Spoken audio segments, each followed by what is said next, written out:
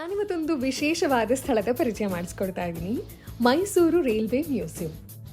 ಭಾರತದಲ್ಲಿ ರೈಲ್ವೇಸ್ನ ಆರಂಭ ಹಾಗೆ ಬೆಳವಣಿಗೆಯನ್ನು ಪ್ರತಿನಿಧಿಸುವಂತಹ ರೈಲ್ವೆ ಸಂಗ್ರಹಾಲಯ ಇದು.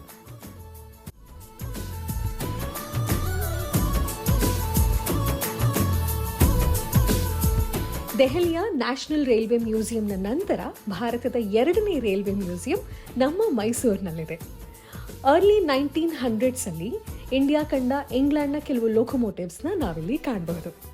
ದ ಮೋಸ್ಟ್ ಇಂಟ್ರೆಸ್ಟಿಂಗ್ ಥಿಂಗ್ ಅಂದರೆ ಮೈಸೂರಿನ ಆಗಿನ ರಾಜ ಹಾಗೆ ರಾಣಿ ಯೂಸ್ ಮಾಡಿದ್ದ ಪ್ರೈವೇಟ್ ಆ್ಯಂಡ್ ರಾಯಲ್ ಟ್ರೈನ್ ಕೋಚಸ್ನ ನಾವಿಲ್ಲಿ ನೋಡಬಹುದು.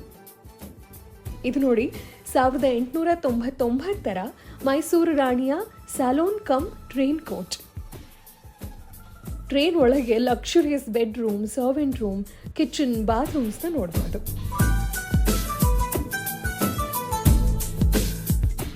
ಮ್ಯೂಸಿಯಂ ನೋಡೋದ್ರ ಜೊತೆಗೆ ಫನ್ ಆ್ಯಂಡ್ ಫುಡ್ಗೆ ಅಂತ battery operated mini train ride ಇದೆ.